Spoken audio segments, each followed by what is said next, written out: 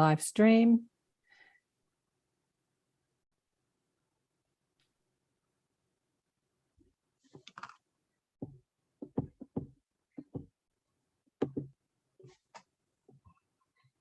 Done.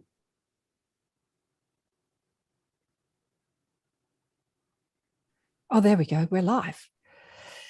Oh, it always grabs me. Hello and welcome to another show, Accentuating the Positive.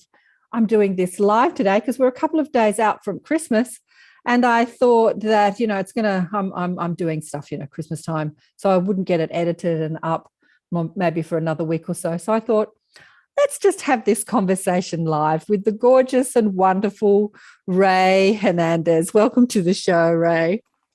Thank you very much. It's a pleasure to be on your show, especially if we're talking about positive things and if we're talking about consciousness. That's right up my alley. It's right up Rey's alley. So many people have said, oh, you've got to talk to Rey. You've got to talk to Rey. I think Costa and Kevin Briggs and heaps of people. And of course, Mary, you said that you came out here to Australia to meet Mary Rodwell. How long ago was that? Mary and a whole bunch of other folks. That was maybe 4.5 years ago. Okay. I remember it was winter over there, but where we were up north, it didn't feel that cold. It was actually nice weather up there. So did you come out to do a conference? No, I came to visit friends. And so it wasn't a conference, but I did stay quite a bit of time with some of our friends over there and meet new folks. And I loved Australia. It was, goodness, in a heartbeat, I would live over there. It's super sweet folks. The country's beautiful. The cities are beautiful. I was actually surprised, at how beautiful it was. Yeah, we're the lucky country, mind you, with all the mandates and the lockdowns. We've been having it rough, but people are rising. People are rising every weekend without fail. There are just thousands, hundreds of thousands of people out, and more, I think, more and more each weekend out, saying, hang on, something's not going right here. And they're they're thinking differently. But let me talk about you, Rey, because this is what we're here to do. We're here to talk about Rey. I'll read your bio and we'll get into your story. I know that you've shared your story many times on many shows, but it is a fascinating story. So before 2012, Rey had zero interest in the topic of consciousness or any other so-called paranormal contact modalities. But on March 4th, 2012, Rey and his wife personally witnessed a miraculous medical healing by an energy being who appeared in their living room of their paralyzed dog they were about to put down the same day. Over the next 3 years, Rey began to have a series of non-stop paranormal experiences, large UFOs randomly appearing to them. And then later they began to call down UAPs, which stands for, what is UAP? Unidentified aerial phenomena. Some appearing at a distance. Commonly called UFOs, but yeah, the UFOs is not really the appropriate term because people are seeing everything but a physical object in the sky. Yes, absolutely. Yeah, that's the latest. That's the new UAP instead of UFO. Some appearing at a distance that appeared to be about 30 feet away. And since then, Rey and a team of Ph.Ds, academics and medical doctors have dedicated their lives to studying the relationship between consciousness and contact modalities, which we'll talk about. Rey's got many stories. Rey Hernandez is currently the director of the Consciousness Contact Research Institute, or CCRI, a 501c3 academic research institute comprises of more than 25 PhD academics and doctors, researchers, whose mission is to explore a new paradigm that seeks to integrate the findings of consciousness research and the phenomenology of extraordinary experiences. Oh, there you go. There's a new word for me. Phenomenology. Correct. I like that. I haven't heard that one before. What the CCRI calls the contact modality modalities, a term that was coined in 2013. Rey was previously one of the 4 co-founders of the Dr. Edgar Mitchell Free Foundation. Mary's involved in that too, the Free. Yes, she was one of the 4 co-founders. Yeah, Free stands for, what does Free stand for again? The Foundation for Research into Extraterrestrial and Extraordinary Experiences. Wow. Okay, there you go. And which obviously has a lot of researchers. And is that still going during a 5-year period? No, that was concluded because it dealt with the UFO phenomenon. And now we've expanded it in terms of all of the contact modalities. And I could explain that transition and actually what freed it and what were some of the research findings. Okay. So I could take you step by step through all of this. Okay, it says much of the Free's research data based on the responses from over 4,200 UFO contact experiences from over 100 countries contradicts much of what is circulating in the mainstream. Almost everything in ufology. Correct. I know. The mainstream media is a complete con job, I tell you. Much of the ufology has shown little interest in their 820-page academic book titles, Beyond UFOs, The Science of Consciousness and Contacts with Non-Human Intelligence. And your website is experiencer.org, yes? We're going to also have another website, which is going to focus on our new book and our new documentary. It's agreaterreality.org, agreaterreality.org, and it'll be open to the public on February 1st. Oh, great. In about two months. Yeah. So a book and a documentary, agreaterreality.org. Yes. Wow. Yes. Well, we'll have to talk about that. So for people that don't know your story, and I'm sure that if anyone's tuning into this, they've heard it before, but it is a fascinating story. Do you want to go over it briefly, what happened to you and your wife? Now, let me just, before you start, it says here in your bio, you were never interested in this sort of thing. Surely there was some questions within you. Maybe you were thinking, nothing. Come on, like, absolutely, what is there nothing. life after death, or what happens when you die, or you never thought about that? We're bones, we get buried, and that's it. You know, you have to understand. Even though in theory, my mom required me to go to church once in a while. Okay, Mm-hmm. they were not practicing Catholics. Yeah. We had to get a first communion because that's the tradition in the Cuban community. And then I was never even confirmed, you know. I appeared like 9 months later after the confirmation classes, and the nun was there, said, "Who are you?" I said, "I'm in your class." She said, "No, you're not." She went to grab me by my ear and I slapped her hand away. And so that was Rey Hernandez. After that, I went to various universities. I got a whole bunch of degrees. The last one was the University of California, Berkeley, which is the university that has the most Nobel Prize winners in the world. And I went there for a Ph.D. So I was a hardcore atheist, materialist, rationalist, with a scientific mind. And so I was the last person that you would have thought these things would have happened to. And now I know why I was picked and why I've been guided. Because these are all orchestrated events. You know, these are by God, the universal mind. You know, if you talk to major experiencers, they'll tell you the same thing. These events are all orchestrated. You know, but back in 2012, March 4th of 2012, I had zero idea and zero interest in these things. So you want me to tell you about how it all started? Yeah, let's start from the beginning. So you had zero interest. What happened? Yeah, I'll be very, very brief. Basically, my wife at that time was hardcore Catholic Church follower. Every Sunday we had to go to mass. Every Thursday I was forced to go to group prayer meetings in order to maintain the marriage intact. And so that was my wife. She was born and raised in Mexico. She grew up in that foundation. So we had a dog, a Jack Russell Terrier that was 15 years old. For the last 2 years, she had been very, very ill. She couldn't run. She couldn't jump. She was like a 95-year-old woman, old lady. And she was taking lots of medications, and she actually was like our first child. She was, we had her before our first daughter was born. So she was part of the family.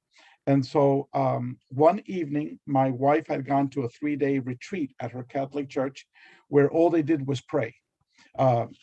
Thursday from 6 to 10 o'clock, pray. Friday from 6 to 10, pray. Saturday, all day of praying until 8 o'clock when it finished, and then she came home. But when she came home at 8 o'clock, I gave her the bad news that about a half hour before, our dog became totally paralyzed. So she was on the floor. I had tried to pick her up, try to move her. She couldn't move. So I called our vet and I explained the symptoms, and he said she probably had a stroke, a cerebral hemorrhage.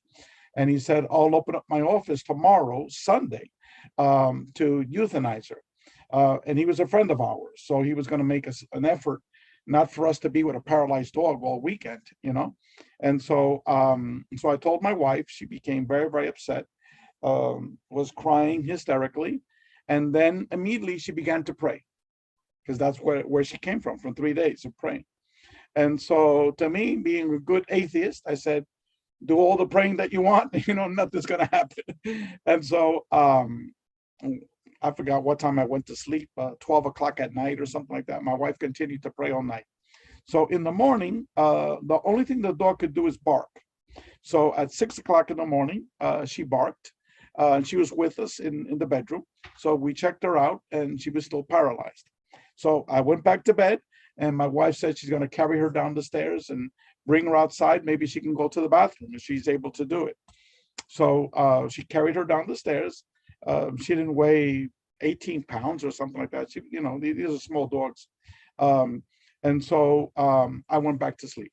So what I'm going to tell you now is what my wife told me. This is not what happened to me.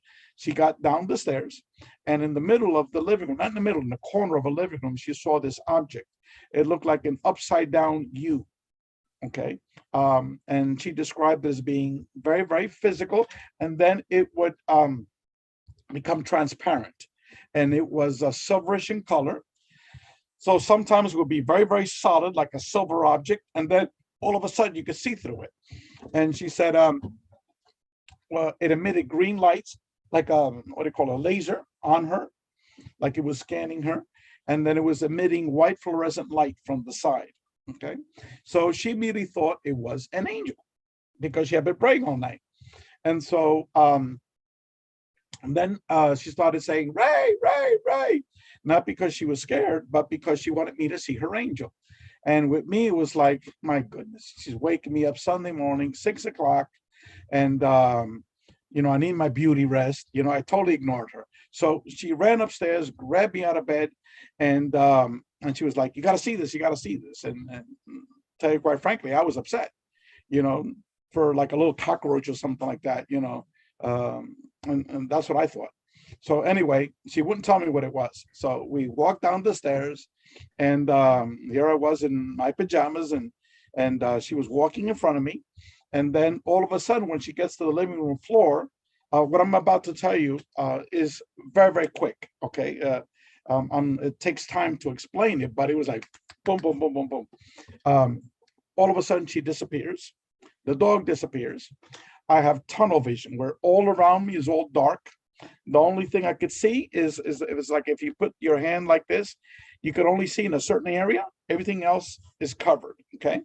And then the area that I'm able to see, there was what I now describe as an energy being. And let me explain what it looked like. It wasn't what my wife was seeing. It was roughly 2.5 feet wide by about 1.5 feet in height. And it was pure energy. It was radiating like this, like a desert mirage. If you've seen those that go like this, and numerous colors inside. It's like someone took like these little bottles of color that the kids play with, and you squirt it in a bathtub and then you move it around, by your hand. So it was all waving and swirling. Mm-hmm. And it was transparent. So you could see behind it, the wall behind it, mm-hmm. and the couch behind it. And we had a lamp in that corner, I remember, a table and a lamp. and she could see right through that. And then, but it didn't have any edges because it was pure energy. It wasn't like a solid thing. Okay. And then this object, whatever I was looking at, totally took over my consciousness. Okay. I looked at it and I stared at it. I didn't care that my wife disappeared, the dog disappeared. I didn't even care what I was looking at. And I waved my hand at it and I said, BS. This is what you got me for this junk, I'm going back to sleep. Yeah, I swear to God. That's why for 6 months, I was trying to figure out why I acted that way. And 6 months later, I figured it out through another experience that demonstrated to me how this intelligence is able to get into your mind. Okay. Yeah. And so anyway, I then turned around. I walked up the stairs. I remember putting my hands on my chest, looking straight up, and then I was knocked out. Okay. About an hour later, I woke up. 50 minutes or so. It wasn't the full hour. I woke up and I was fully conscious. I had full control of my mental capacities. And immediately I in your head, like, what the hell? And it just happened. And then you run down the stairs and then poof, my wife appears there. She looks down on the floor. The dog is running around the entire living room. And she begins shouting, hallelujah, hallelujah, the angels cured her, the angel cured her. And she's stomping her feet and waving her hand. And the dog is running around the living room. Then she would pick up Nena, which means little girl in Spanish. She would pick up Nena and then hug her and kiss her and hug her and put her down. And the dog continues to run around and she's hallelujah, hallelujah. And in my head was like an atom bomb went off in my head, And how do you mean an atom bomb? Like you had pain? No. It's like your whole reality comes crashing. Your whole worldview. And this is where the cussing would come in. I would say, what the, what the 4-letter word just happened? You're thinking that in your head. Yeah. And then you take your time because you're trying to process this. Am I still sleeping? Is this a dream? Is this real? That type of thing, Yeah. And so once I finally collect myself, I asked my wife, I said, where were you? Where were you? She goes, what do you mean, where was I? I didn't go anywhere. I said, look at the time. It's almost 7:00. We woke up at 6. You were gone for almost an hour. Where were you? She goes, I didn't go anywhere. And she said, that clock must be wrong. Later, 6 months later, I found out after a third major event. Okay. We called this organization called MUFON, because my wife was calling down these UFOs at will, right? And then I began to call them down. And so I called this organization that studies UFOs in the United States. It's, the name is MUFON, MUFON. And they sent this retired school teacher, and her husband is retired scientist at the National Hurricane Center in Miami, Florida. So she was the one that told us, your wife had missing time. I had no idea what that was, okay? And it's very common among UFO contact experiencers, this phenomenon called missing time. To my wife, she had gone down the stairs. She looked down, Nana started running around, and she started celebrating. That was my wife's account. She was gone, the dog was gone. She has no idea where she went, but all I know is that the dog was miraculously healed. And not to the point of where she was before she was healed, because right before she was healed, she couldn't run, she couldn't jump. She was quite ill. Now she was like a puppy running around. She still had the same physical form, but she was like hyperactive, like a puppy. It's an incredible story. Oh no, it's but yet when we did our free experiencer research study, which lasted 5 years, we discovered that 50% out of the 4,400, that's the total amount, 4,400 people that took our surveys, 50% had miraculous medical healings. Okay. And in our book, which is a 820-page book, let me just show you.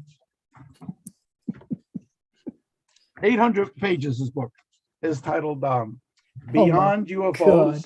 Look at that. Yeah. Beyond UFOs, the science of consciousness and contact with non-human intelligence. Okay, you can see how thick it is. Okay, Yeah. it's Uh-huh. 800 pages. This was 5 years worth of academic research on the UFO contact phenomena. So one of the chapters here, chapter 6, deals with medical healings. We had I forgot if it was 12 or 10 case studies of individuals, and half of them were professionals. One was a medical doctor, another one was a retired DEA federal agent, another one was a very big name in ufology, a researcher, a very, very famous name. Okay. But she, at that point, she wished to remain anonymous. And it wasn't Mary Rodwell, it was someone else. Mm-hmm. And so, and I would say at least half of these people had college degrees, and well, most of the people actually, Oh, and so there were others that were, housewives, regular folks out in the streets, but they had documentation. This one man was treated for stage 4 cancer. Okay, mm-hmm. he had a film of a blue orb going inside his body. Okay, that chapter was written by a retired medical doctor, Dr. Joseph Burks, and Preston Dennett, who had previously written a book about 100 UFO healings, which no one paid attention to. Okay, so here we had people sending us their medical records showing how, like, night and day, the healing occurred, and our medical doctor reviewed that. One was a retired Drug Enforcement Administration supervisor, okay, in Latin America. He brought down 2 dictators in Latin America because they were bringing drugs, cocaine, into the United States. So this is, unbelievable, these stories. Another is a medical doctor, an emergency room physician. Okay. Yeah. And so, he also wished to remain anonymous because he's still working as a medical doctor in an ER. And he says, look, Ray, I can't let anyone know, that it's me, because I'm still working as a emergency room physician, and so medical healings like what I described, people think it's crazy and wacky, but look, 50% of people that took our survey stated that, yes, they had a miraculous medical healing by non-human intelligence, either them or a member of their immediate family. Yeah. Okay. Well, I've got a million questions, as normal. We were discussing before we came on the live and recording that, you've got some macular degeneration happening, hence the squinting. In my eyes. So I apologize to anyone that's watching. Don't apologize, but I wonder. I'm going to be constantly squinting. I wonder if you can ask for some healing from your galactic team. Have you tried it? Have you asked? Well, it's been a while since I spoke with God or the modern angels that have been working with me. Mm-hmm. I've just been too busy, and also, I guess I'm not the selfish kind.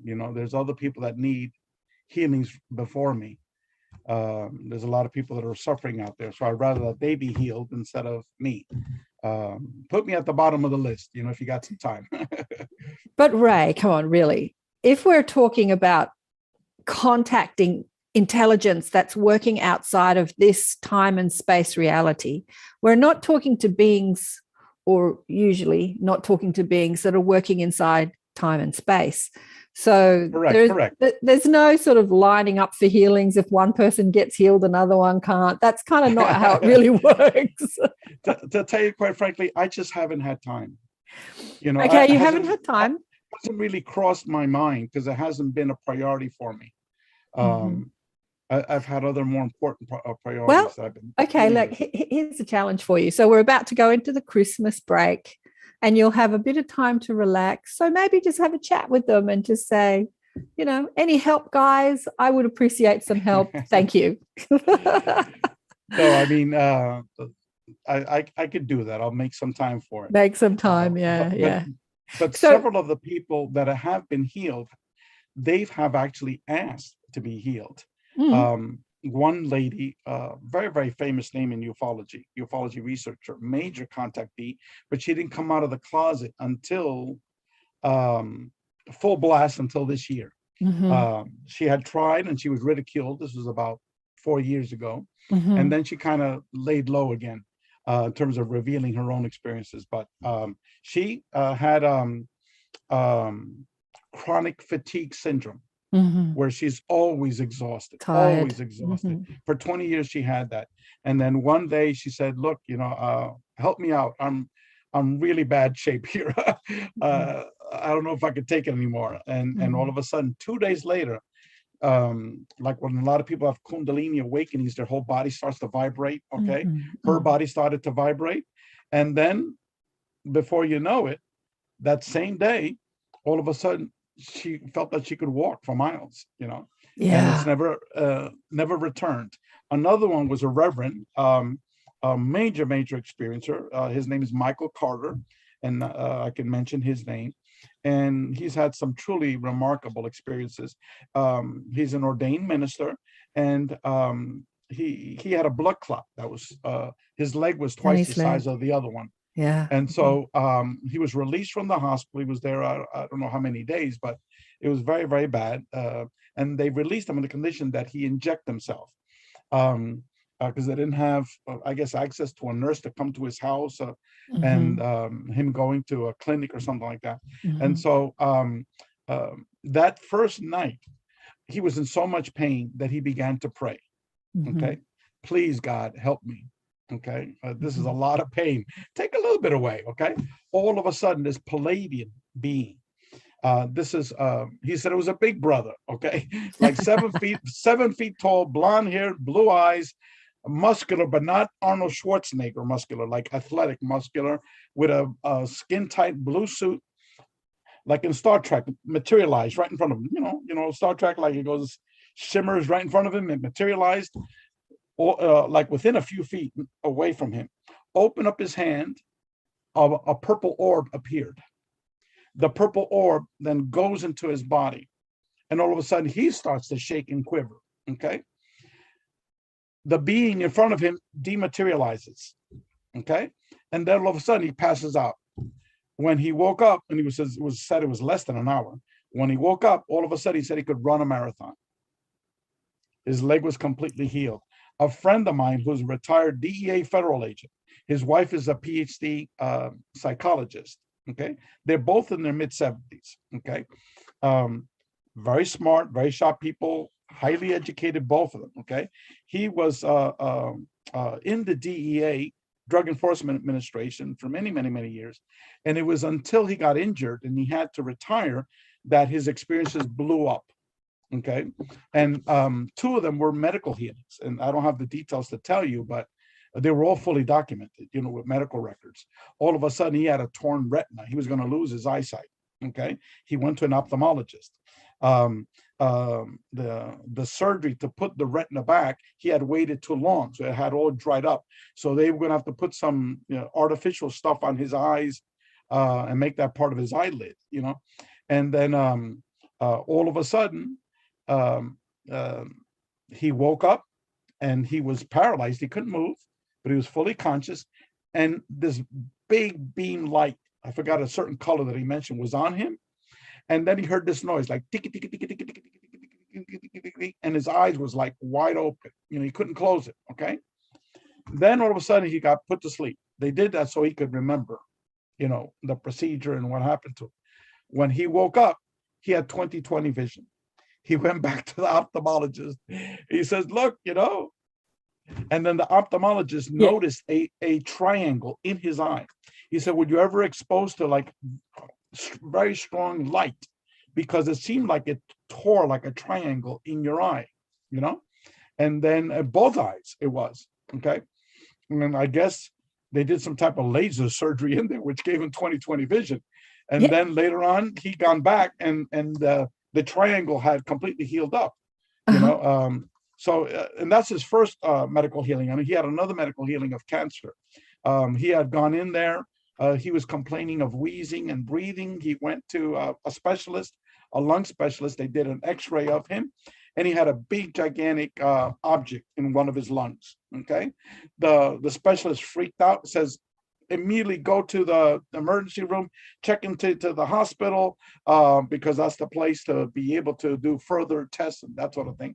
So there they did not only the X-ray, but I forgot what it was, MRI or something. MRI, yeah.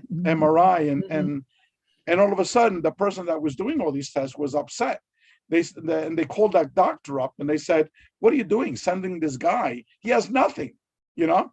And what happened was, when Alberto was changing in the room that you change in the hospital from your clothes to the hospital outfit, his wife was there next to him, and he was yelling at his wife because he felt that they were like, when they come, he gets scared, and he goes, "Rebecca, Rebecca, Rebecca, they're here, stand close to me, stay near me." And that was the name of his wife.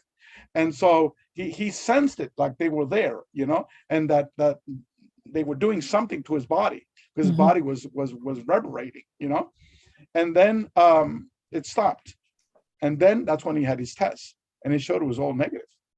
It was completely gone. So he knew when they were there that they were doing a healing on him. Yeah. I mean, these are documented cases, and they're remarkable. All of them are remarkable. None of them is a medical doctor. So Ray, Yeah. As far as being skeptical and not believing, you're a believer, and it can be done, which is going to work in your favor. So I've had Michael on the show, Michael Carter, Dr. Reverend Carter, and I've had Preston Dennett on the show, and we've remarkable. We've discussed medical UFO healings, and yes. One of the questions that Preston and I discussed was, why some and not others? And he said, well, I looked at that. He said, that was a question I had. I looked at that, and he found that every single person that had a healing was working in service, being of benefit to humanity in some way, not necessarily in the contact modality or UAP or ufology or consciousness field, but they were working as nurses and doctors and service people. They were helping humanity. And like Dr. Carter, like Reverend Carter is a reverend, although he's also a speaker and he's many things. Michael. Yep. I was talking to Michael the other day, actually. He's a lovely soul. Well, and Preston too. I mean, both of them are major experiencers.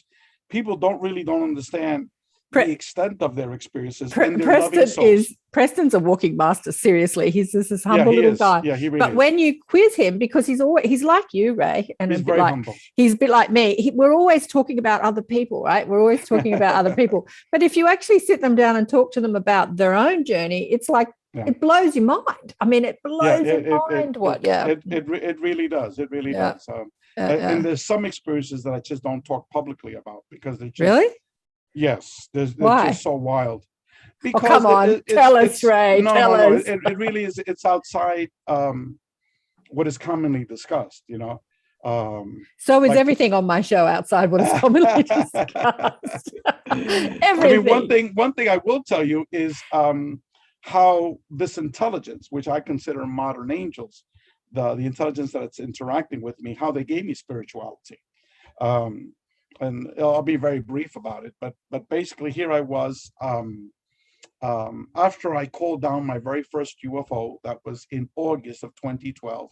The next day I saw a video on near-death experiences, okay? And during that time period, from August until the end of December, that's when a lot of my paranormal experiences started to develop. But more importantly, during that period was after I saw that huge UAP. It was the size of a football stadium. Okay, it was enormous, but it wasn't fully materialized. Okay, I won't give the details because it take too long. But basically, the day afterwards, I saw a video on near-death experiences. Okay, so immediately I went to Amazon. I ordered like 20 used books on Amazon, and I started like 4 hours a day. And then over the next 4 months, and almost 300 books are read on near-death experiences and the science of consciousness, not metaphysical stuff, but the science of consciousness, and listening to really hundreds and hundreds of testimonies of near-death experiencers. I became an NDE expert. Okay, and I had never spoken to anyone about all these books that I had written on NDEs. Towards the very end, my wife was not telling me I wasn't well, that I was going crazy. I need to go to a psychiatrist. I need to take medication because literally towards the very end, it was 18 hours a day. All of my waking time was dedicated to reading these NDE books and consciousness books. Okay. And I didn't shave. I mean, I had a nice beard.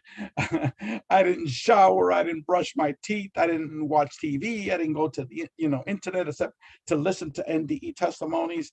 Really, I was not considered a healthy person. Okay, I was totally infatuated with all of my waking time with absorbing as much as I could about NDEs, and I never spoken to anyone about it. Only my wife knew about it.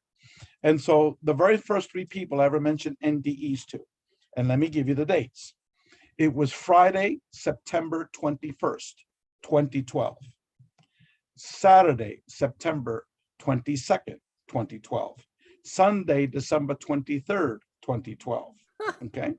Someone then told me, Ray, do you know what December 21st, 2012 stands for? I said, no.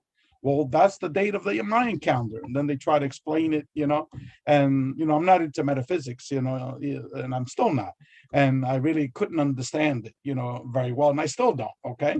But I know it has to do something with the date of the Mayan calendar. Okay. That was the first day that this happened. And let me explain it. The very first 3 people ever mentioned NDEs to, all of them had an NDE. Okay. The first one was my daughter's medical doctor, pediatrician. Her name is Dr. Claudia Herrera, Herrera. Okay, you can look her up in Miami. And my daughter had a low-grade fever for 2 days, and my wife, because she doesn't work, she was just dedicated to our daughter, she would be the one that would always be taking her to the pediatrician. And so for whatever reason that day, my wife couldn't take her, so I wound up taking my daughter. And so she had a low-grade fever for 2 days, and the doctor and I, we spoke in Spanish because she is originally from Colombia. And so she says, I've got some good news. She doesn't have a fever.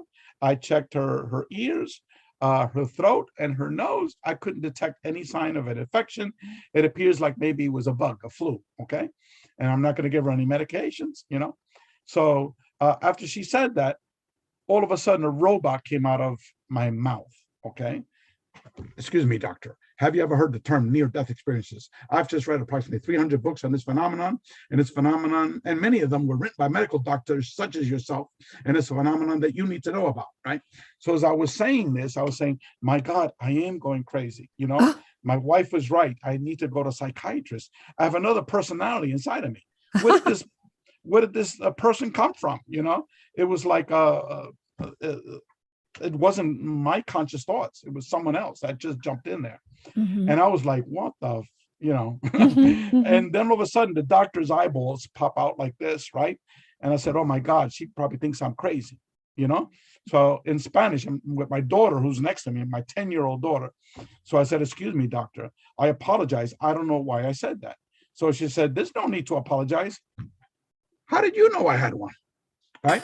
So she then goes about and in front of my 10-year-old daughter tells me about her NDE, that when she was 10 years old in Colombia, she always had a history of heart problems. She died and they brought her to the hospital clinically dead.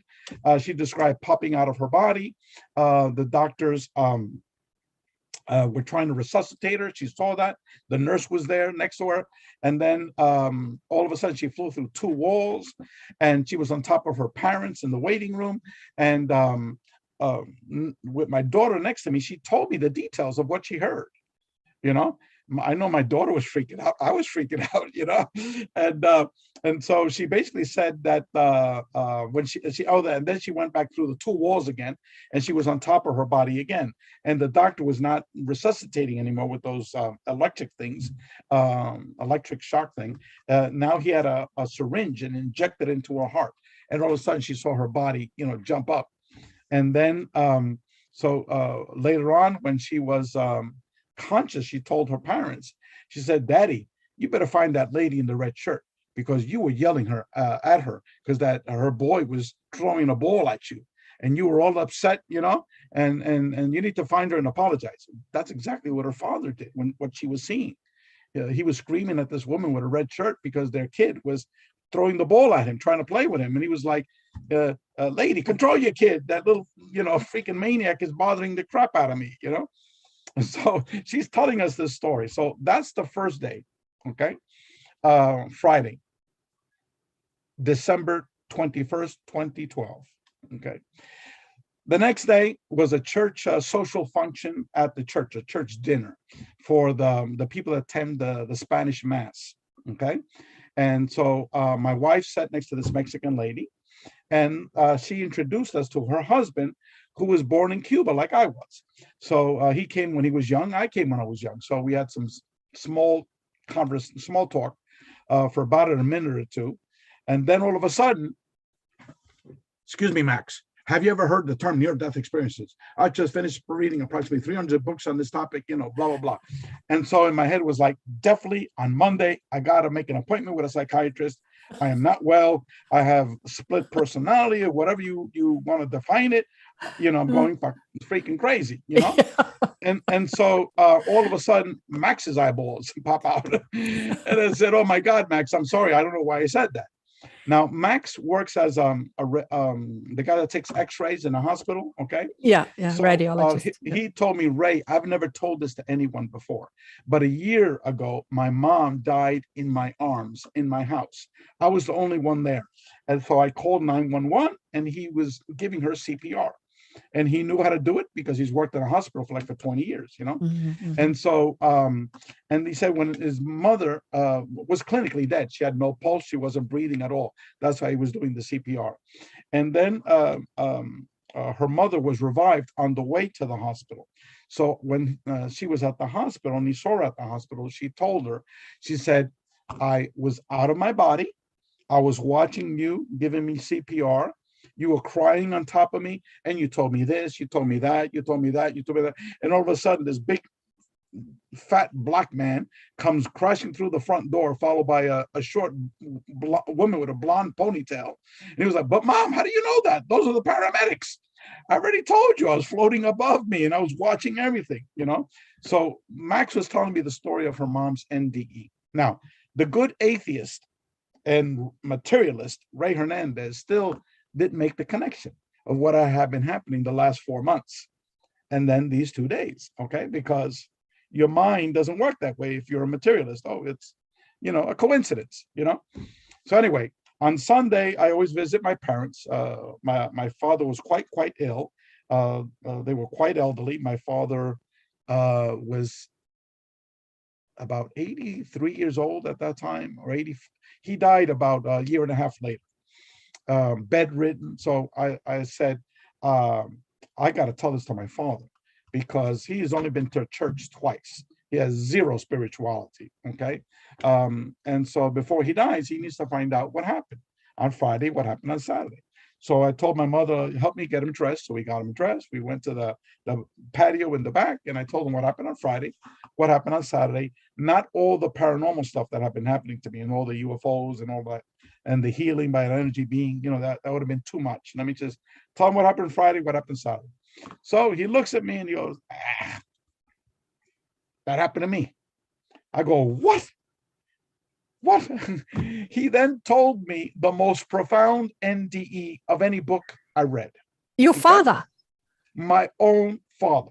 Okay. How old was he at the time? So this is in 2012. He was about 83 and a half in December of 2012. Never spoken to you or anyone about it? Anyone. Ever before? Never. And what he told me, he says, remember my heart surgery. He had quadruple heart bypass surgery 16 years before. Okay. So after that surgery, I thought that he wasn't well because he would just be quiet, the whole time. He would be looking at the TV, but not really watching the TV. He was just been like in the daze. Okay. And then all of a sudden, he'd be awake and he'd be talking, animated. So I knew it wasn't like his brain wasn't functioning, My father also saw, after that NDE, tons of ghosts, deceased people in the house, okay? And that's very common for NDE experiencers, very, very common, that people just don't talk about, okay? He used to see this woman with a white robe with red hair. And it was like red hair, but like whitish, like for an older person that's had, really dirty red hair all their lives. As they get older, it becomes a little whitish, but still red hair. And so he described her height and what she looked like. And she was always with a long white, what do they call it? Mock that these old people wear, mock or smock. I Smock, forgot the smock. robe, That's the word, right? smock. Yeah, yeah, Yeah, yeah, yeah. yeah. Okay. And so, not like a robe that Jesus Christ would wear, or a Roman emperor or something like that, but just people in Florida, when it's hot, elderly people wear these things. Like a So, moo. Anyway, it doesn't matter. Yeah, go yeah, on. I don't know what you call it, but basically would describe this woman. And so my mother one day went to the neighbor next door, and she said, "Can you describe the lady that we bought the?" She died, so they bought it from the children of the woman that died in the house. Okay, can you describe what she looked like? Okay, because my mother had a suspicion that was what my father was saying. Well, she was about 62 years old when she died. She had like really red hair, mixed with white. Okay, and she was always walking around with the white smock, and always had like slippers on, And so my mother was like, in her head, she didn't tell the lady next door. She said, "My goodness, that's who my father was seeing."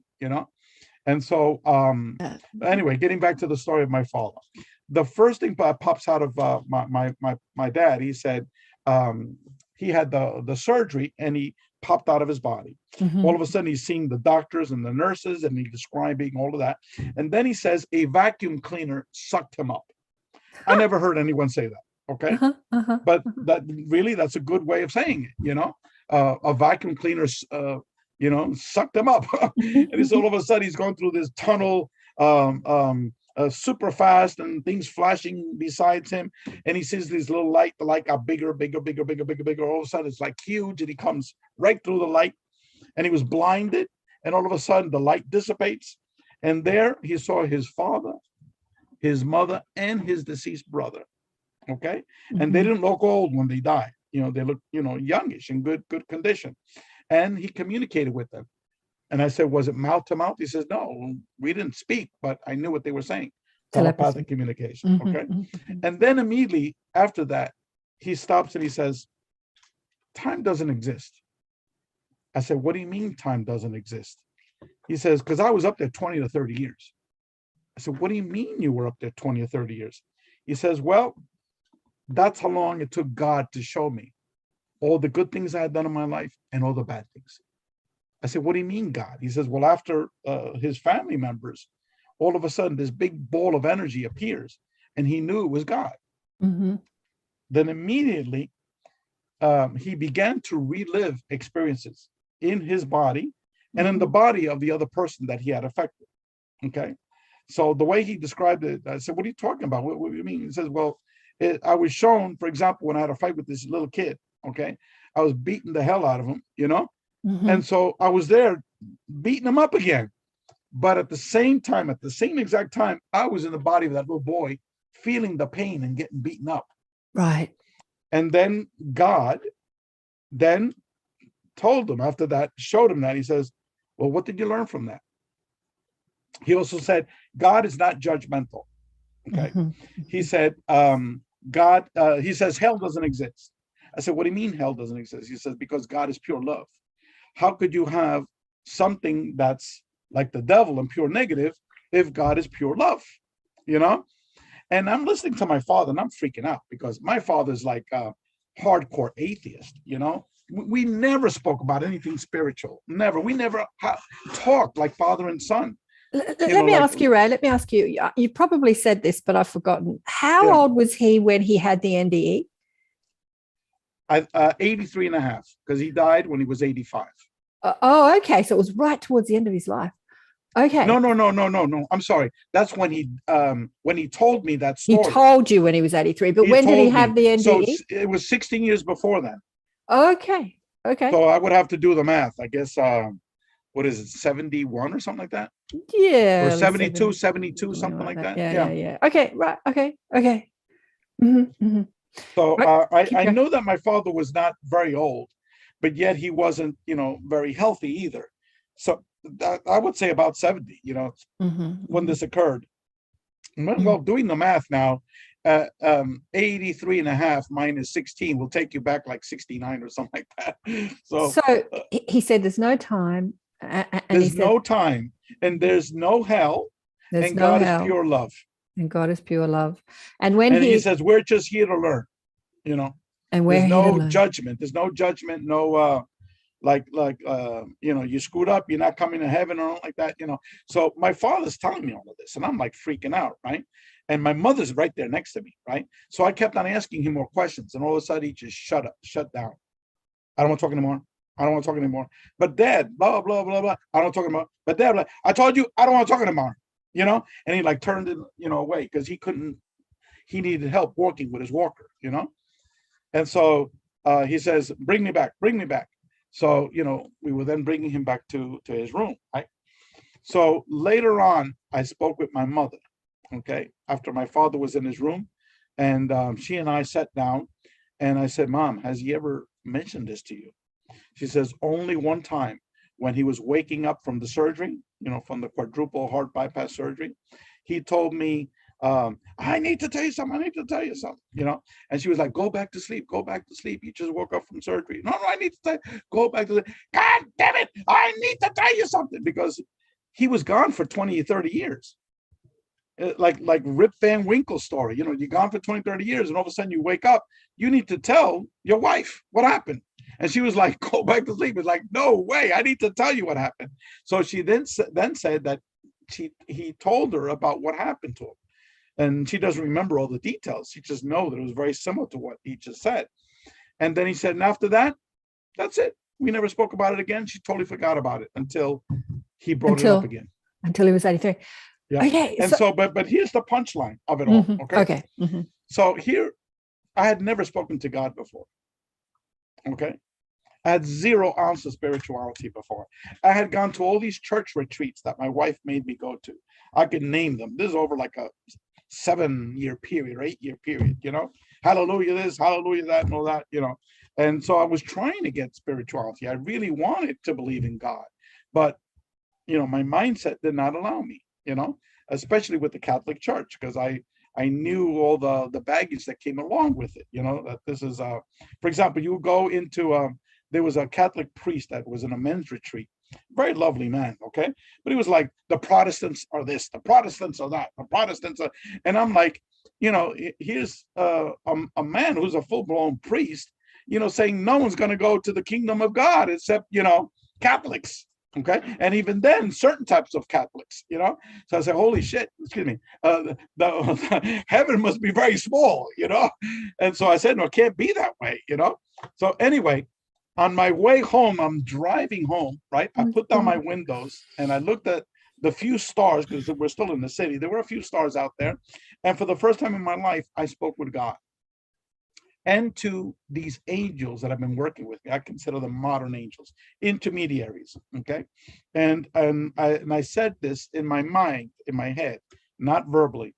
I said, "I want to thank you because in a 4-month period, you had managed to totally transform an atheist, material rationalist, into someone that doesn't have a belief.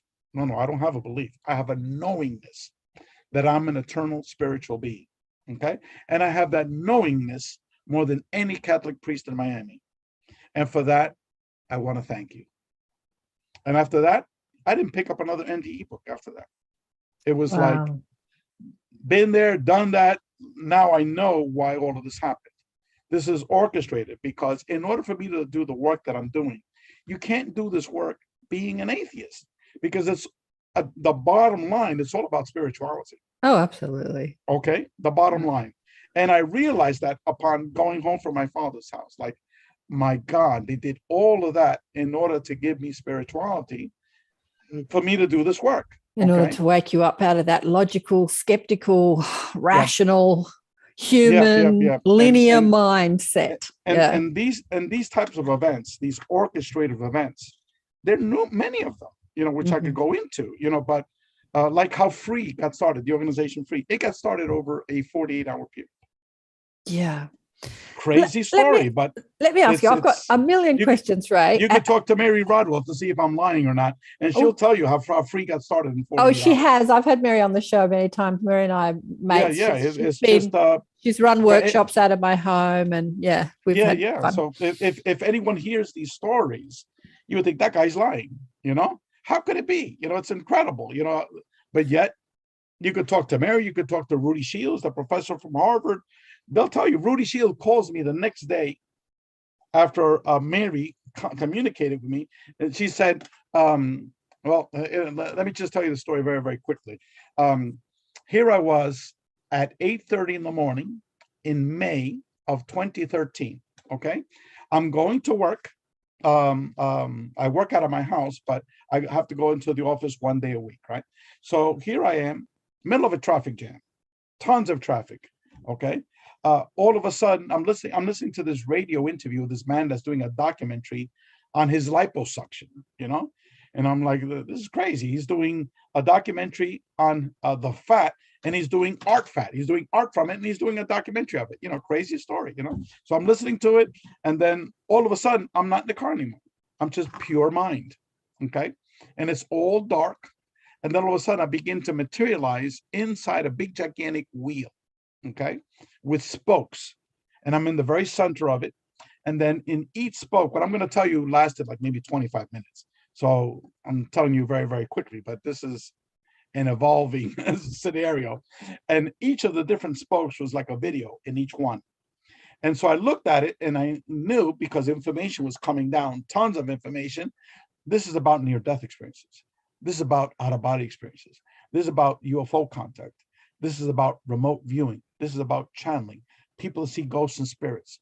This is about hallucinogenic journeys, on and on and on, okay? What I now call the contact modalities. And what I was told was that humans are studying them as separate and distinct phenomena. But in fact, it's one. Why? Because consciousness is primary, okay? The glue that's holding it all together, humans are calling it consciousness. But in fact, what it is the fabric of our reality. Okay, because everything is consciousness. Okay, and I was getting all of this like in downloads fairly quickly, and then it said you need to inform humanity of the relationship between us. When I was getting this, I had no idea who's us and what the hell they were telling me. You need to inform humanity of the relationship between us, the spirit world, and consciousness. Okay, you will need help. There's two criteria for that help. It's not about you getting rich, making tons of money, becoming famous, and all of that. And you're going to need help. And the people are going to be helping you have to be people with minimal ego. Okay? So as soon as it said minimal ego, boom, I'm back in my car in the middle of a traffic jam. I start to hyperventilate, like, what the hell just happened? Did I die? Did I have a near-death experience? What was that? Okay? So I went to work. I didn't do any work that whole day. I left work early and I came back home, and I get an email from Mary Rodwell. That same evening when I got home, dear Ray, I'm sorry that I'm responding to an email that you had sent me 6 months ago, but it just popped up on my computer today. Okay. And so I emailed her back and I said, well, this is my diary. This is all the stuff that's been happening the last 6 months. And this is what happened today, right? And so immediately she sent me an email back and she said, my God, Ray, these are like unbelievable what you're telling me. And she said, do you want to talk on Skype? I didn't know what Skype was. She showed me how to use Skype. And we talked till like 1:30 in the morning because it's like 12-hour difference between Australia and where I was living on the Eastern Standard Time. And so at that point I said, look, Mary, I got to go to sleep. It's 1:30 in the morning here. And she's okay, we'll continue our talk, because I was just nonstop with my experiences. And then the very next morning at 9:30 in the morning, okay, hello, is this Rey Hernandez? I said, yes, who's this? Dr. Rudy Shields. Who? Rudy Shields is an emeritus professor of astrophysics from Harvard University. At that time, he must have been like 73 years old, okay? Had retired for several years. He had been working with Mary whenever individuals got downloads of consciousness or astrophysics and the nature of our cosmology, our reality, whatever. He would Mary would work with him and he would interview them, okay, as a scientist, okay. And so what happened was Mary had sent him an email and me an email, and expecting me to say, okay, Mary, I give you permission for Rudy to contact me, but he jumped the gun. Okay, so here he was, calling me the next day at 9:30 in the morning. We talked for 90 minutes. I remember it was 90 minutes. And I won't give you all the details of that conversation, but then he gave me the telephone number of Dr. Edgar Mitchell. He says, write down this number. And this is the telephone number of my mentor. I said, well, who's your mentor? He goes, Dr. Edgar Mitchell. Okay. Later on in the afternoon, I gave him a call. Edgar invited me to his house. And it was at his house that the organization got started. With these 4 co-founders, myself, Mary Rodwell, Dr. Rudy Shields, and Dr. Edgar Mitchell, all within 48 hours. So that's just another example of orchestration of these events. Yeah. Infinite orchestrating power, infinite orchestrating potential. That's absolutely, right. Absolutely. When you're in the flow, when you're in the moment and you're in the flow, infinite orchestrating potential. Yeah.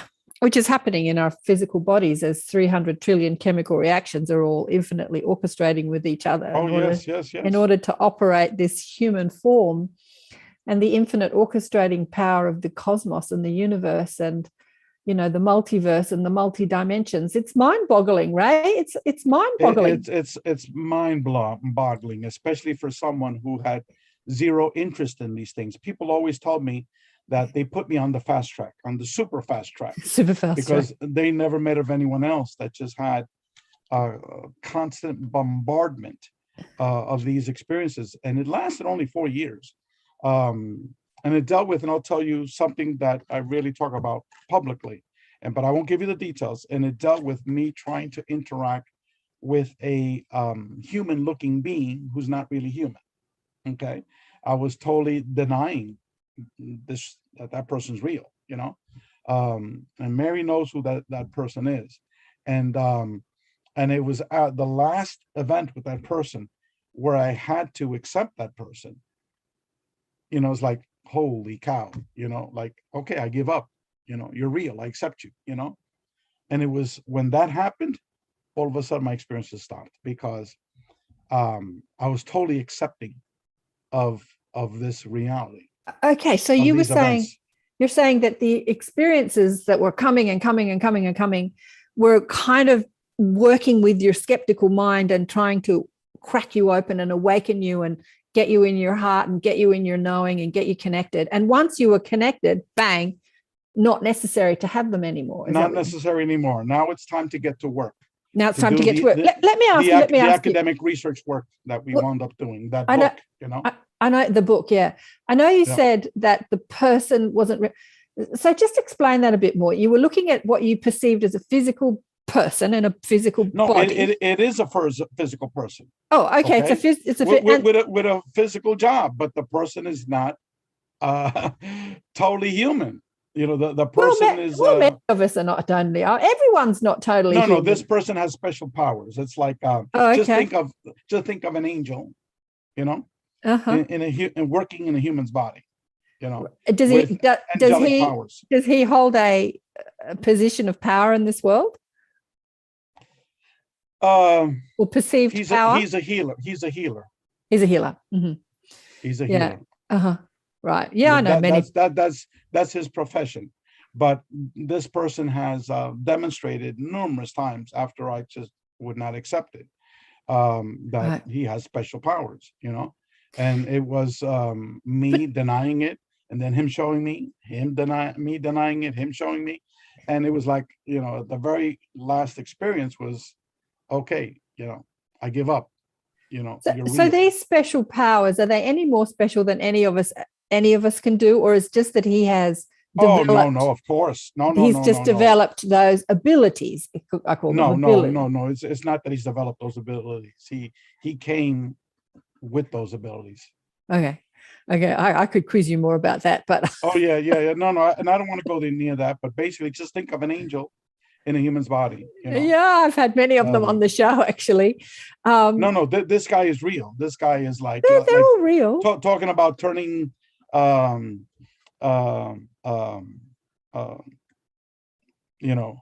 getting rocks and making bread and with the wine thing, turning water in the wine type. Yes, that type of stuff we're talking about. Yeah. Well, I believe there's many people on Earth like that. I was speaking to Belinda. I'm sure there are. there can't be just one, but I'm sure there are others. Belinda Womack, who works with the archangels, said that every point of consciousness is here on earth at the moment. So all the beings that have been ascended, masters like the Jesus and the Buddhas and the archangels, they've all incarnated into physical form in order to help us shift our paradigms, shift our reality into a new. The time is now. The time is now.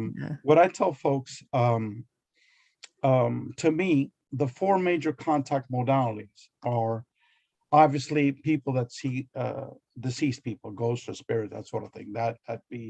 And that's been discussed since the dawn of humanity. Okay. Then contact number 2 would be near-death experiences. Contact number 3 would be out-of-body experiences, and the fourth one are the UFO, the UAP phenomena.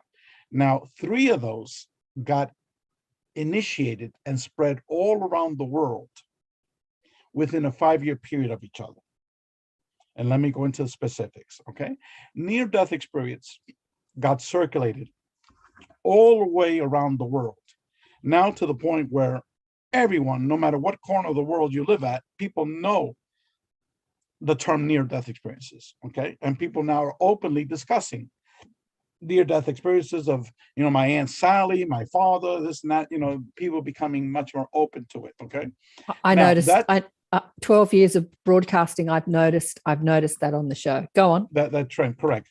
But that term got circulated on an international basis starting in 1975 with the publication of Raymond Moody's book, Life After Life. That was an international bestseller, translated to every major language. And it became like an international bestseller in all of these different languages, okay? So that was 1975, okay? The issue of out-of-body experiences, when did that really begin to circulate on a worldwide basis? Not to the level of near-death experiences, but still it was widely acclaimed and spread in multiple languages, okay? Where now you mentioned the word out-of-body experiences, not like near-death experiences, but still it's a common term that people know, they've heard, they understand what it means, and they're talking about it, okay? And that began to be circulated in 1972 with Robert Monroe's book, okay, his first book, okay? And then he published 2 subsequent books over the next 8 years or so. So that got launched in 72, right? Before then, people just were not talking about out-of-body experiences, except individual cases here and there, but it wasn't a phenomenon, The third areas, the UFO stuff, I would argue that it took the launching of Star Trek, which was syndicated around the world in 1970 for people to discuss alien beings, creatures from other planets, beings from other dimensions, okay? Dealing with consciousness and the hierarchy of dimensions and all that stuff. Star Trek, talked about all these things, okay? When did Star Trek get launched and syndicated on a worldwide basis? 1970, okay? Now there are literally hundreds and hundreds of books in the field of what, that Star Trek talked about, okay? Most of all these negative invasion type of stories, they're coming to invade us and, all of this and that. But anyway, now when you mention UFOs and beings from other planets, other dimensions, and things like that, people know what the hell you're talking about because they're watching every weekend a movie on Netflix about these things, okay? So here's the thing. Out-of-body experiences, 1972. Near-death experiences, 1975. The ufology arena, Star Trek, 1970, all within 3 years of each other, okay? The only exception is the ghosts and spirits. That's been the dawn of mankind. They've been talking about these things. So the question for your audience members, is it a coincidence, quote unquote coincidence, that these things got launched on an international basis within 5 years of each other? And also for the young folks that are out there, this is before the internet. Because now you could talk something in the internet, in one day it'll spread all around the world.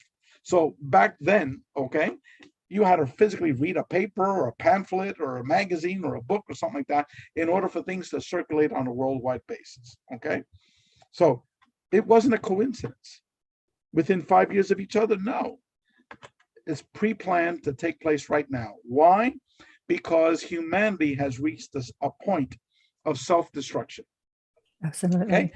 We're either going to go to the right or we're going to go to the left. Okay. We're going to destroy this planet and destroy the human race in it. Okay. Or we're going to change the way we do things. Okay. And so we've reached that crucial point, and that's why all these things are here. Why? I would argue is for us to be awakened. Okay. That we as human beings are destroying our planet, and that we need to change, and that we're not spiritual, because spirituality is a component of this. Because if you are a spiritual person, okay, what the near-death experience, the data, and the OBE and the UFO contact phenomenon have demonstrated, and we did it through our surveys.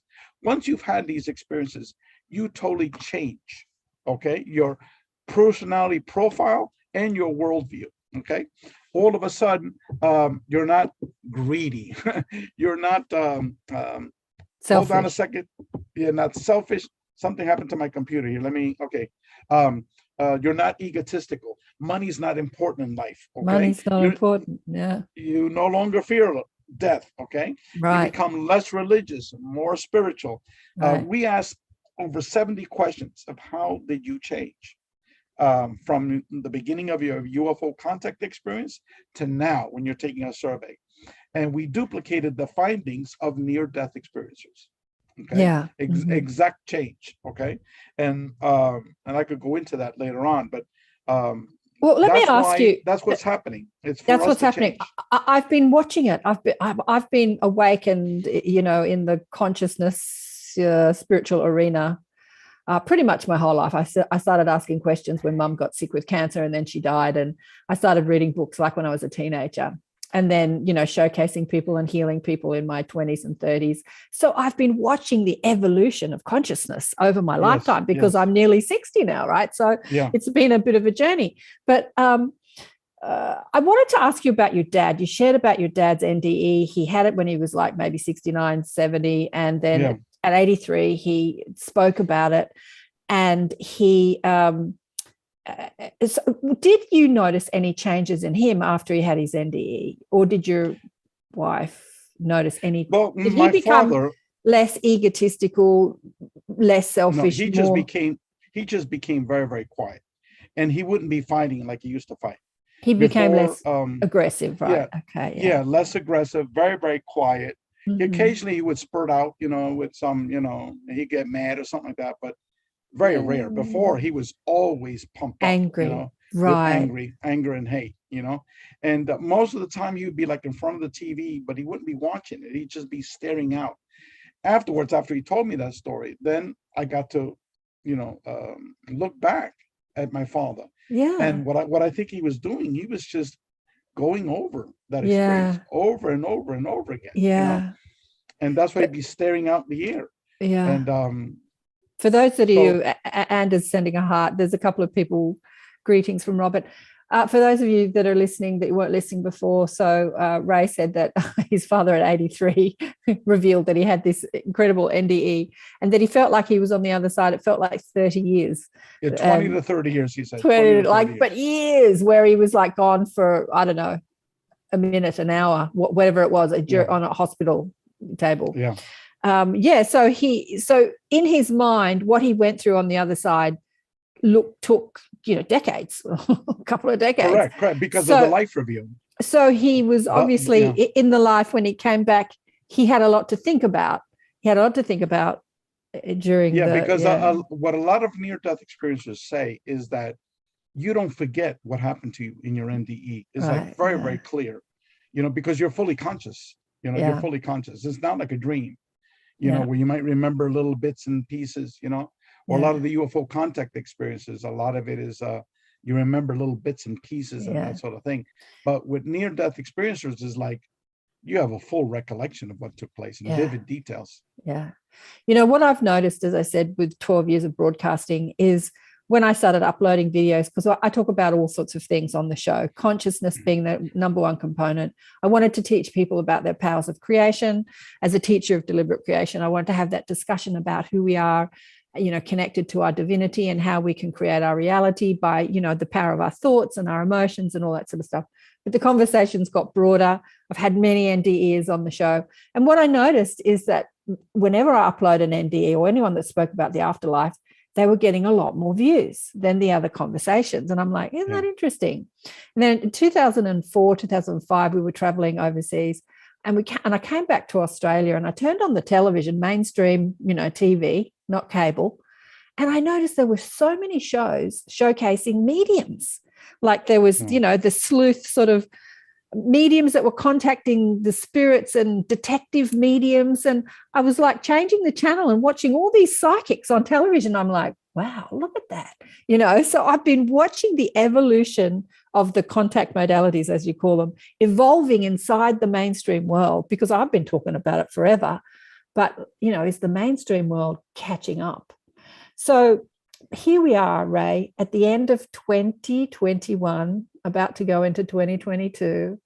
What do you think's in store for us next year with this? Because I've watched in 2021 hundreds of thousands of millions of people wake up, because of this current world conversation. Well, what I hope happens, I've been working for about 4 years on this new book, and on this for 5 years, I would say, and the documentary another 5 years.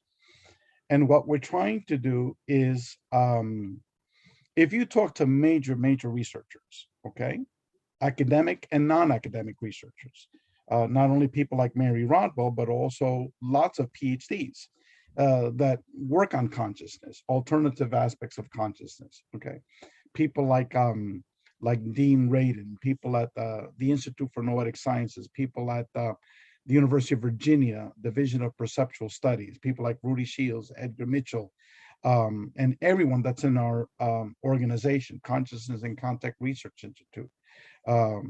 Almost all of them are PhDs or medical doctors that have written about consciousness. They will all tell you that consciousness is primary. That's number one, that everything is consciousness, okay? Secondly, they will tell you that all of what we're calling the paranormal, what I call the contact modalities, all the different ways that humans are piercing the veil of our reality and having contact with non-human intelligence, all of them will tell you that it's all one phenomenon. Now, we just don't understand the complexities of how that is, but they all understand it's one phenomenon. Now, they themselves have not researched this big picture item because a lot of them are focusing on the little niche, okay? For example, Raymond Moody, okay? I went to Houma, Louisiana to interview Dr. Jeffrey Long, who's one of the world's leading researchers on near-death experiences. He's published two books on it. He's been collecting data, over 13,000 surveys on near-death experiences and over 4,000 surveys on out-of-body experiences. So this very famous researcher on near-death experience, he's actually one of the pioneers, Dr. Kenneth Ring. He told me, look, Ray, before you go interview Raymond Moody and Jeffrey Long, you have to understand that these people think that the whole field of ufology is all a bunch of crazy kooks, okay? They will not go near ufology with a 10-foot pole. They do understand that the role of consciousness being primary, and they also understand that all of these paranormal is somehow interrelated, but they just won't not go near ufology, okay? And so I said, fine, okay? So I brought my big, thick book that I showed you later, and for each of them, I started reading questions from the book, from our survey, okay? They didn't get to see the cover, what the title of the cover is, right? So after like 20 minutes, I stopped and I said, do you realize that all those questions I'm asking all dealt with the world's first comprehensive academic research study on UFO contact experiencers? And they were like, we thought you were talking about NDE research. And I said, no. What we discovered was that the NDE phenomenon and the UFO contact phenomenon had so many overlapping similarities, which I could go to discuss those later on. And all of a sudden, I began to read over data from our book, from the UFO contact experience. And they go, oh my God, Ray, this is exactly like near-death experiences, not exactly, but so many similarities to it. And then later on, they both of them and many other people, because we did this also to Gary Schwartz, who was a professor at Harvard and then Yale, and he's been studying communication with the deceased. Okay. Hardcore academic. He's gotten over 300 peer-reviewed publications, tenured at all these very famous institutions. And so all of these people that we interviewed, I did the same trick with them, because they didn't want to touch the ufology field. So my introduction was reading these questions. They would think it'd be related to consciousness or NDEs. And each of them said, Ray, can I join you guys? Okay. Because then they got the picture of what we were doing as an organization. We were putting everything it all together, the consciousness aspect with the whole contact modalities component of it. And so what our book is doing is we have 4 volumes, 4 books, like the one I showed you, 4. I still don't have a page count because I haven't formatted them all, okay? But at least 600 pages each, And what we're doing is we're going to have 2 books that are theoretical in nature, okay? And it's going to be focusing on, what is consciousness, the different theories of the nature of our reality. And we're going to be having segments, okay? Each of them are going to have anywhere from between 4 to 10 chapters. And the segment areas are going to be UFOs, near-death experiences, out-of-body experiences, ghosts and spirits, and then another one on out-of-body, astral travel, and remote viewing, as one component in there. And then hallucinogenic contact is going to be another one. And so these are all theoretical academic articles that talk about these things, but talk about it in a very different limelight, in terms of how it's all interconnected. And then volumes 3 and 4, books 3 and 4 are going to be chapters written by experiencers. Okay. Mm-hmm. And they're going to be people like Preston Bennett, people that have seen their deceased mother. They pop out of their body all the time. They've seen tons of UFOs. That's Preston Bennett. Okay. Tons of astral traveling. Preston's done it all. Yeah, except near-death experiences. He hasn't had that. Okay. And for example, we have this medical doctor, she's a pediatrician that works in a children's hospital. This woman has had 2 near-death experiences. Okay. Her second NDE was like, freaking believable, the details of it. Okay. She's had 3 Sasquatch experiences. Wow, 2 maybe of you them could, up close. Ray, maybe you could introduce me to her. I'll get her on the show next year. Oh, she's after she publishes, then she knows she's out of the bag. Then she's out. She's out of the closet. Out of the closet, but she's soon to retire. Okay. But yes, I guess I don't know whether I should mention her name or not. Her first name is Melinda. But after the book is published, then we can circulate her name around. Yeah. Because I told she was hesitant about writing the article, even be interviewed on a documentary. She's seen 12 UFOs, most of them up close. Wow. Okay? Several times with her husband.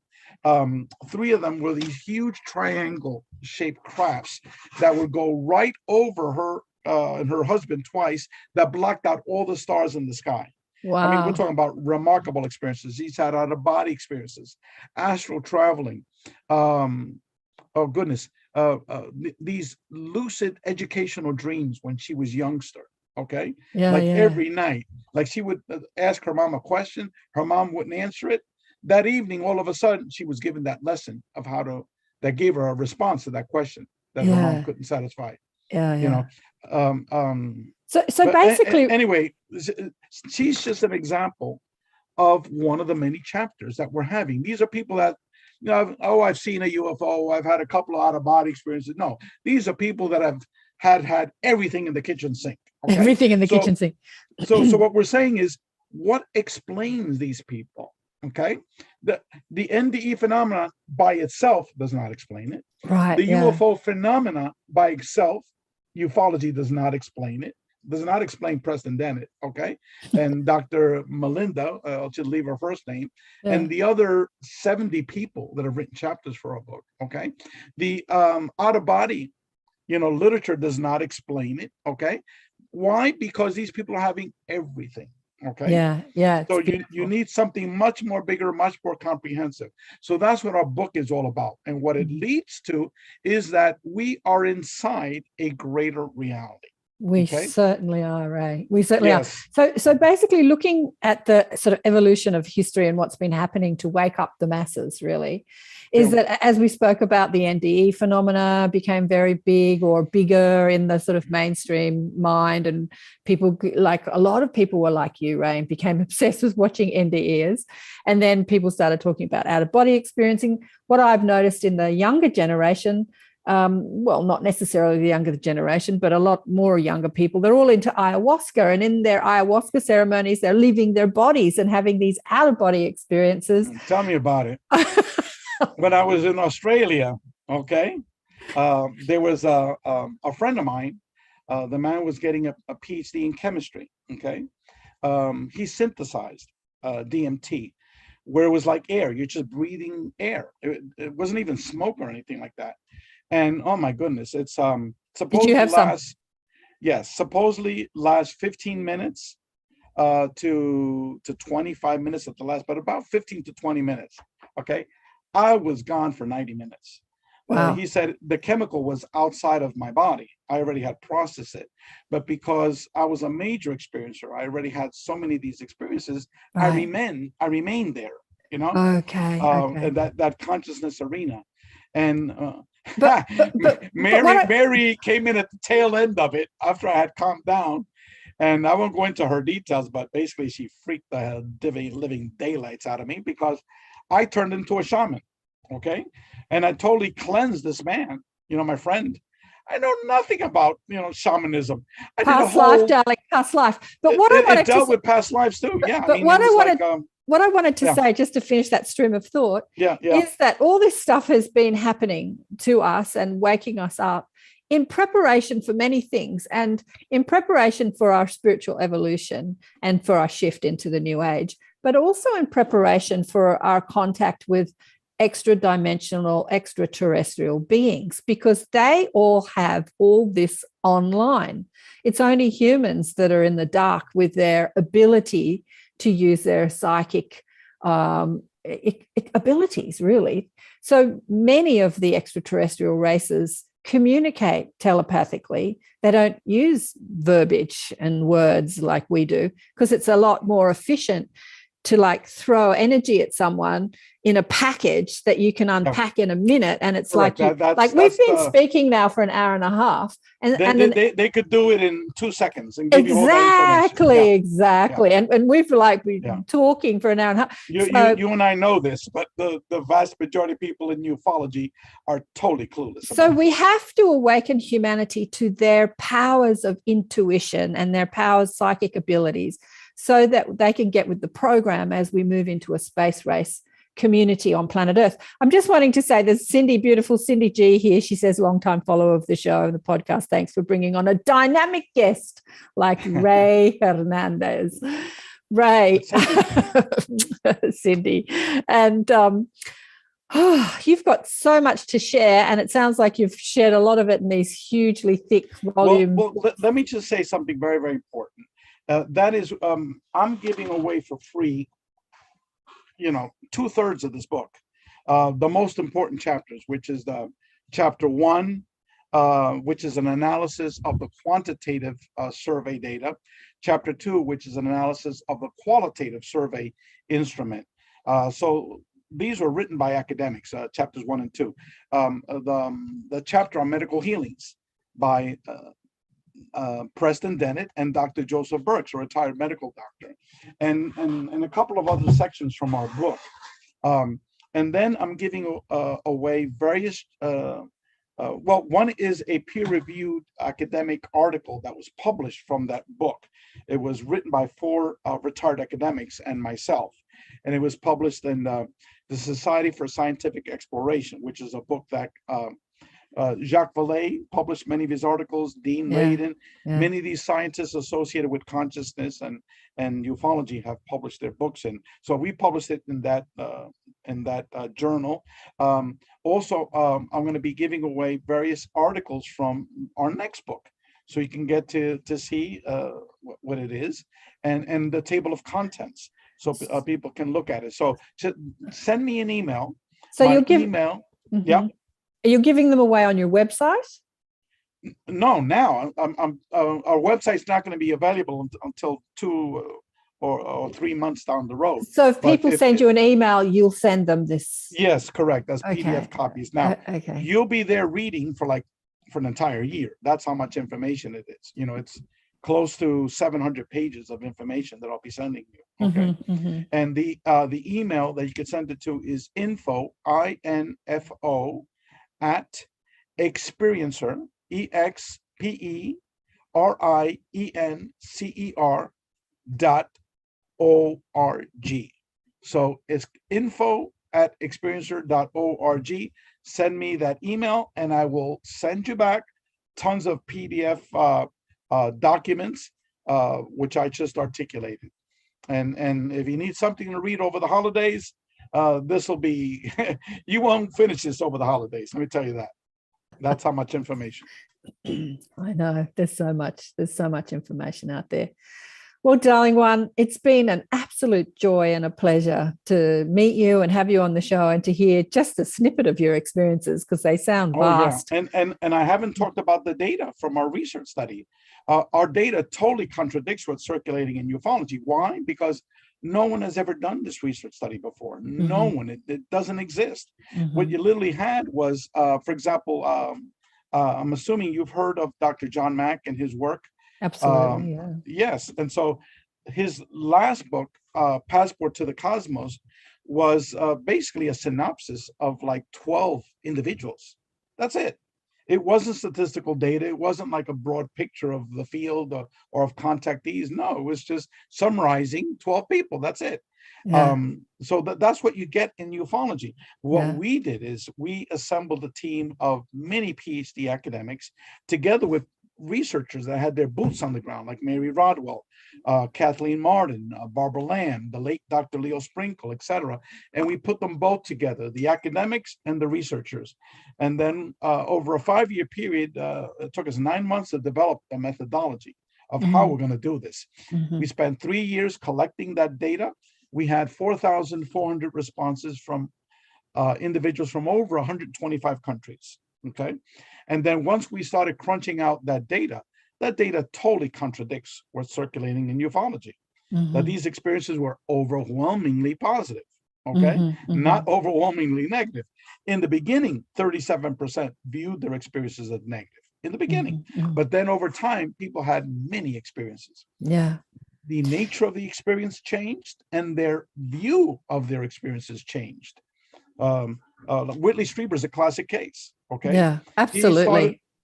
He's a classic case. I remember reading his books when they first came out, and they were scary and negative. And then I read the sequels, and then he started talking about it being, extra dimensional experiences. And then he started, you saw the evolution from fear to love. Yes. And I've had many love people and on light, love and light.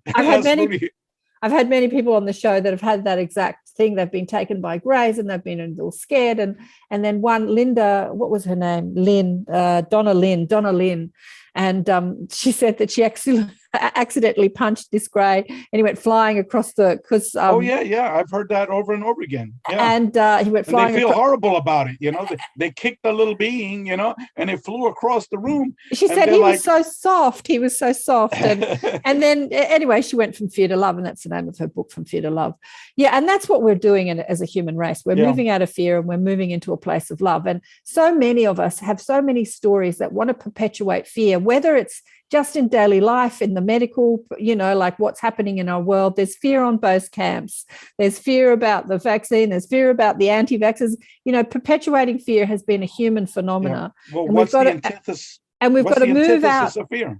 We've got to move out of that fear-based dynamic into a more loving, unified. That's exactly. That's the dynamic. Antithesis of fear. Cindy says love. Here, proud owner of your book already, Ray. she's got your book already. Well, she didn't. Oh yeah. Well, tell her to send me an email, and I'll send her information about the new book, including chapters I'm about sure the new she book. was. Well, we're live, so she's Yeah. listening to you now.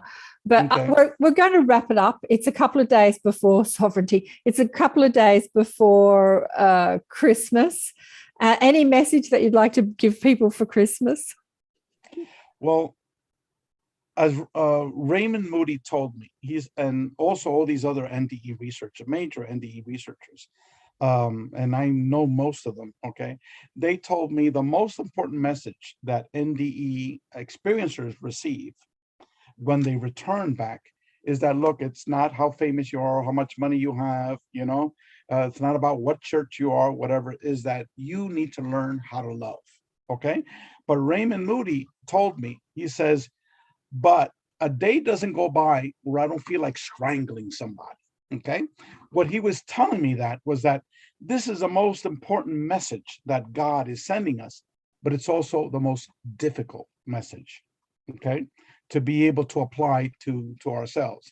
So my message is, please, please, please forgive and try to learn how to love each other.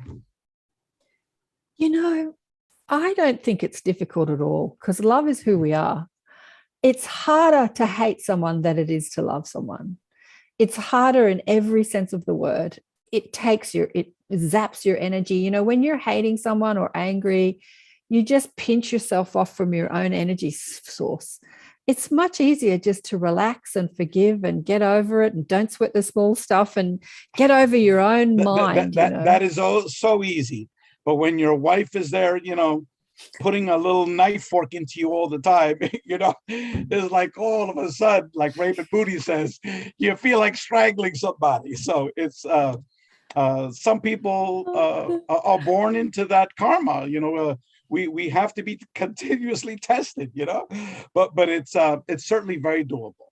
I know that I've changed dramatically. Absolutely. From before these experiences started, and just like Whitley Strieber says that every night he prays to God and he thanks God and these beings, he calls them his visitors, for giving him these experiences, but it could totally change them.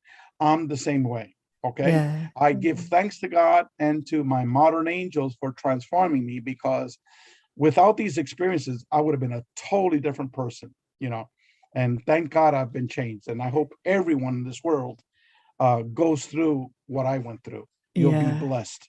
You'll be blessed. Think and believe says, so helpful, so important. And Cindy says, my best advice is everything in your world is neutral until you put your personal spin on it. That is from Bashar. Bashar. Oh yeah, you said Bashar. Yeah, that's from Bashar. Absolutely, everything is neutral until you put your personal spin on it. Yeah. Love is easy. Love is who we are. Love is easy. Love is who we are. I think that's the mantra for the season, for next year. Love is easy. Apply love. Be the love you want to see in the world. What would love do now? There's been many spiritual teachers that have given us this message. Well, okay, every spiritual teacher has given us this message, but in the Conversation with God books, God says through Neil Donald Walsh, when you're in a situation where you're perplexed, like maybe you want to strangle your wife, or scream it. I love when this is the man that invented the term near-death experience, and he's telling me this. Or you want to scream at someone in traffic. Yes. You can stop and ask yourself, what would love do now? What would love do now? What would love do now? And return to love, return to love, return to love. Yeah, it's the NDE. Let me just ask you, just going right back to the beginning of our conversation where you spoke about your experience with the dog and your wife thought that she saw angels. Is your wife on board with it maybe being an extra-dimensional, extraterrestrial experience, or is she still very into the sort of angel phenomena? No. It's to me, it's I don't see why she still sees it from an angelic perspective, but I've come around for full circle to see it as an angelic perspective, that these are messengers of God. Of the divine, and it took me some time to realize that, because I had gone through this transition that these are, ETs you or know, something. ETs, but interdimensional ETs. Okay. Extra dimensional, yeah. Yeah, sure. Whatever the terminology you want to use. But what I've come around is that because consciousness is primary, and because everything that we're interacting with in our human body deals with the five senses of cognitive science. People are seeing ghosts and spirits. Is that ghost and spirit real because we're seeing it, or not? Similar to with the experiences that we're having with the ET phenomena, I see it very, very different from even the ufology researchers, because we documented literally tens of thousands of different types of beings. Okay. You name it, it was documented in people that took our survey. Even like a big blob of mucus that hung around the corner of their house, it was like 3 people that saw that. Okay. And so every different types of physicality.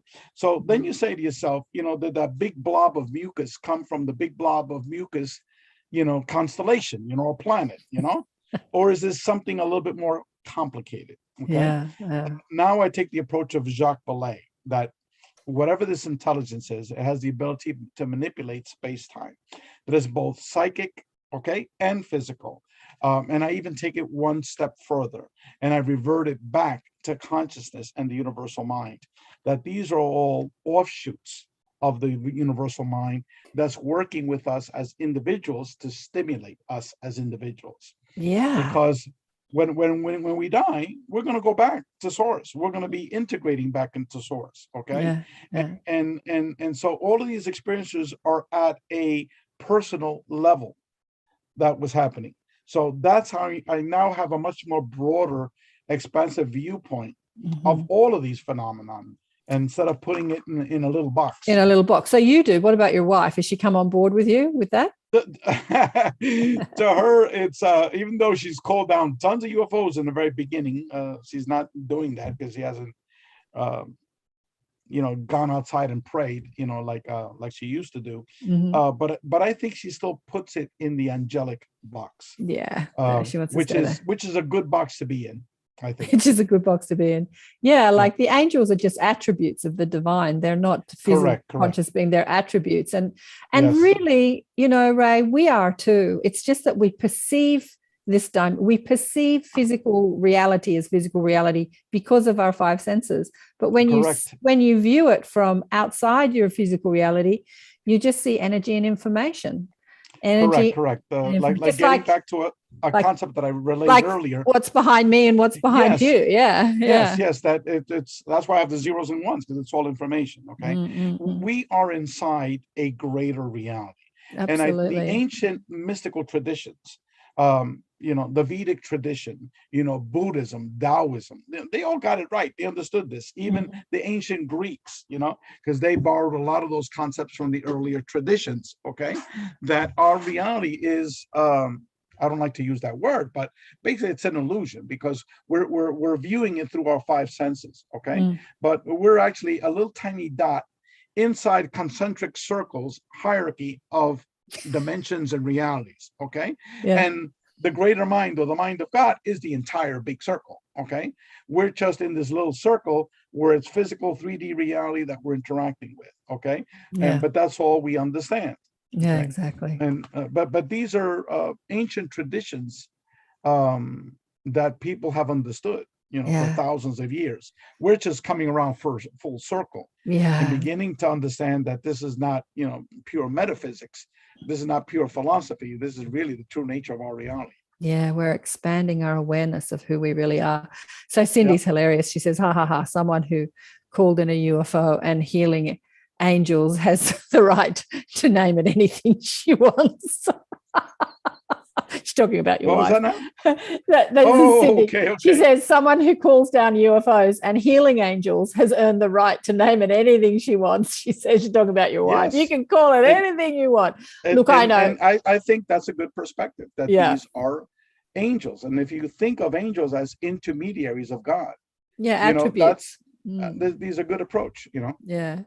Unlike ufology, which they're totally clueless of everything that we've been discussing today, materialist, mainstream materialist ufology. Well, what I've noticed too, Ray, in the last couple of years especially, is that the whole ufology phenomena and the spiritual phenomena, consciousness phenomena, they're merging and they're having conferences which is discussing it as a collective instead of these separate conversations. You know, I have friends in Australia.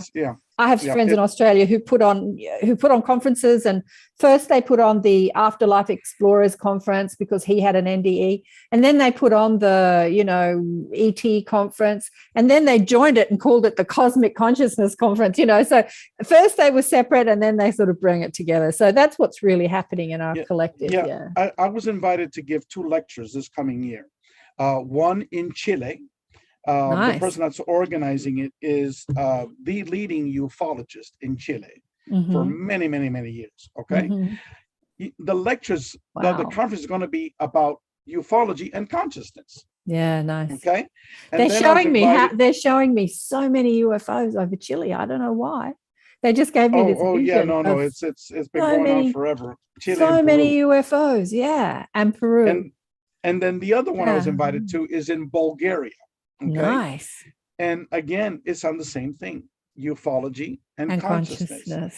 And I think part of it was that I have been working with these 2 organizers now for about 6 years, okay? Introducing these concepts to each of them, because both of them started as like ufologists, mainly materialist ufologists, okay?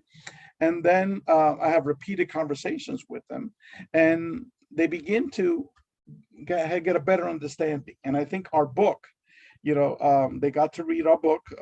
One speaks perfect English, and then the guy in Chile understands English but limited. But we had chapter 1 translated into Spanish, and so he always suspected these things. Okay, but when our book came out, he now had hardcore data. And then with conversing with me, he was the head of the Spanish research committee for the research study that we did. We had 1,000 people that took our Spanish surveys. Okay, so he was the chair of that committee, and so once, you know, interacting with him, goodness, how many years? 7, 8, almost 8 years. His name is Rodrigo Fuensalida. Okay, he started with a little kernel of the consciousness aspect of it, and now it's like full blast, where, you know, the event is now going to be consciousness and ufology. So I agree with you that it's slowly taking shape, but yet these major UFO conferences in the United States, at least the major ones, they still continue to invite these dinosaurs to give these lectures, and these dinosaurs eventually will become extinct. Okay, and the new paradigm, the new transition, the new paradigm is here, is going to take over. That's the title of our book. The title of our book is A Greater Reality: The New Paradigm of Non-Local Consciousness, the Paranormal, and the Contact Modalities. So it's got the term, you know, a new paradigm in there, and we threw in the paranormal in there because no one would understand what the hell we're talking about, you know. So we said, okay, give them a little bone so they could, you know, chew on, so they know it's about the paranormal. But if it was up to me, you know, because I showed it to a couple of friends, they said, Ray, no one's going to understand by that title. Okay, the new paradigm of non-local consciousness and the contact modalities. Okay, and so I thought it over. I said, well, he's right, because the vast majority of people are not really using these terms like I am using it, like our scientists in our organization.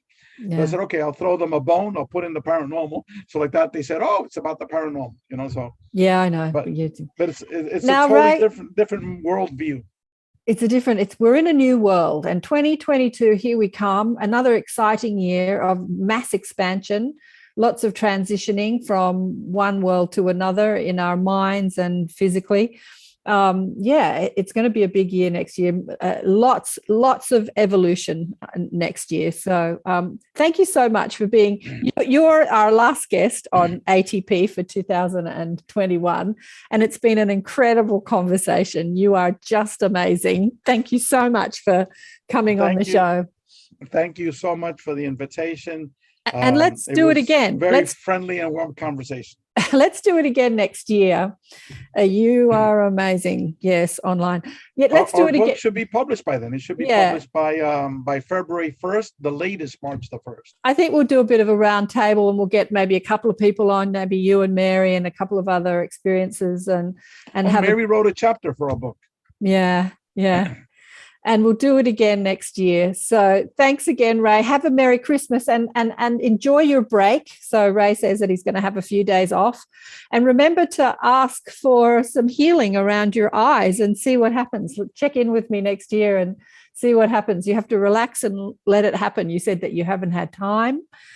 Time is an illusion, Ray, as you've discussed. Most definitely time is an illusion. But my priority now, with this time off, is to continue writing my chapter. I started remember to rest, a month please. and a half ago. remember to rest and my allow. mission is to finish the chapter, my chapter. Well, you can do that, but time is illusion. Remember to rest and allow, and ask your ET mob or your angelic mob to help you a bit with your sight so that you can keep seeing. So Ray was sharing that he's going blind, so that you can keep seeing and keep doing the work that you're here to do, this very important work that you're here to do in the world. Thank you again, Ray. God bless you. God bless you.